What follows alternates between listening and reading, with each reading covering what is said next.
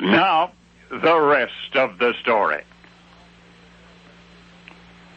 The auctioneer had barely spoken when bidding erupted from every corner of the room. $200, $300, $350. The item in question, an esoteric electronic gizmo of arguable significance, an inconsequential appearing little something called an A-eliminator.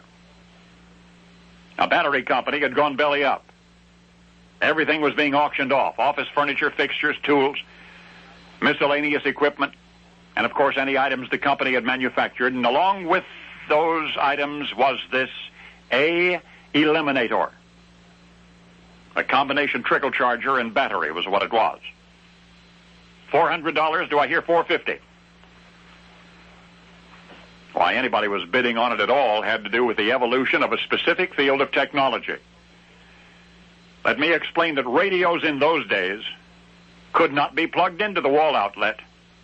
Radios in those days ran on batteries. The batteries were good for about 2 years, and then you threw them away. In that era, prior to the development of alternating current, radio could not use AC, could not use the wall outlet to extend listening hours without a so-called A-eliminator. Anyone who bought the plans and working models at this auction also possessed the rights of manufacture and sale. If you were bidding, how would you bet? That newer and better radios would soon make the gadget obsolete? That current demand would be sufficient to base a business on it? Well, one man was present at that auction that day, and he was betting on the latter. He was betting everything he had.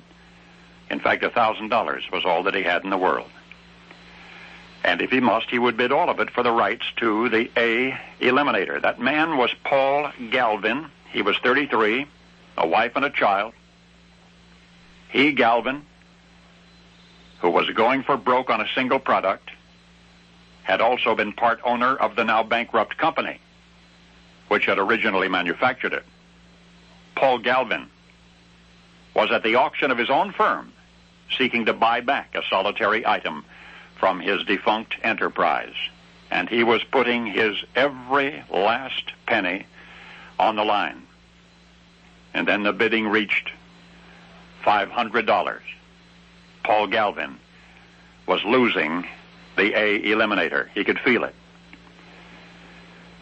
It was then that he made a bold desperation move.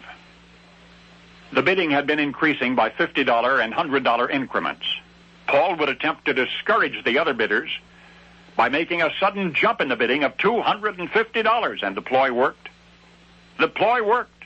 Paul's competitors, sensing his determination, stopped bidding at all, and the AC adapter was his.